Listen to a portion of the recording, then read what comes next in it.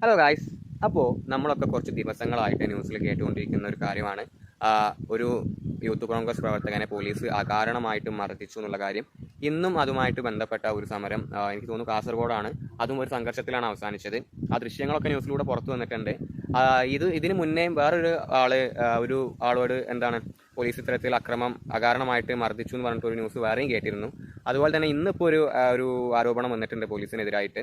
അപ്പോൾ നമ്മൾ പോലീസിനെ കുറിച്ച് സാധാരണ എന്താ പറയുന്നത്? നിയമപാലകർ എന്നല്ലേ പോലീസിനെ കുറിച്ച് ചോദിച്ചാൽ നമ്മൾ പറയുന്നത്. അപ്പോൾ ആ നിയമപാലകർ തന്നെ ഇത്തരത്തിൽ അതിക്രമം പ്രവർത്തിച്ചാൽ, ആളുകളോട് ഇത്തരത്തിൽ പെരുമാറിയാൽ പിന്നെ എന്താ നമ്മൾ പറയേണ്ടത്? നിങ്ങൾ ആലോചിച്ച് നോക്ക്. ഈ യൂത്ത് കോൺഗ്രസ് പ്രവർത്തകനെ അടിച്ചിട്ട് ചെവിയുടെ ഏതൊരു ചെവി കേൾക്കാതെ, വ്യക്തമായിട്ട് കേൾക്കാത്ത ഒരു അവസ്ഥ വരെ ഉണ്ടായി എന്നുള്ളതാണ്. അതായത് ഇയാൾ ചെയ്ത തെറ്റെന്താ? നിങ്ങൾ അതിൻ്റെ എന്താ സംഭവിച്ചതെന്ന് നിങ്ങൾക്ക് അറിയില്ലെങ്കിൽ ന്യൂസിൽ വന്നിട്ടുണ്ടാവും. അതായത് സംഭവിച്ചത്, പോലീസുകാർ ചെയ്ത ഒരു കാര്യം ഈ പറയുന്ന യൂത്ത് കോൺഗ്രസ് പ്രവർത്തകനെ ചോദ്യം ചെയ്തു. ആ ഒരു കാര്യത്തിന് മേലിലാണ്, ആ ഒരു കാര്യം കൊണ്ടാണ് പോലീസുകാർ സ്വന്തമായിട്ട് അവരുടെ പക തീർത്തതാണ് സത്യത്തിൽ. ഒരു കാര്യമില്ലാതെ ഇയാളെ പിടിച്ച് ജീപ്പിലേക്ക് വലിച്ചിട്ട് സ്റ്റേഷനിൽ കൊണ്ടുപോയിട്ട് അകാരണമായിട്ട് വെറുതെ ഒരാളെ മർദ്ദിക്കുകയാണ് ചെയ്തത്. മുന്നത്തെ ഒരു വീഡിയോയിൽ നമ്മൾ പറഞ്ഞിട്ടുണ്ടായിരുന്നു, ഇത്തരത്തിലുള്ള ഒരു പോലീസിന്റെ ഭാഗത്തുനിന്ന് ഒരു തെറ്റുണ്ടായപ്പോൾ അത് ഞാൻ ഒരു ചൂണ്ടിക്കാട്ടിക്കൊണ്ട് ഒരു വീഡിയോ ചെയ്തിരുന്നു. അതിൽ നമ്മൾ വ്യക്തമായിട്ട് പറഞ്ഞിട്ടുള്ള ഒരു കാര്യം ഉണ്ടായിരുന്നു.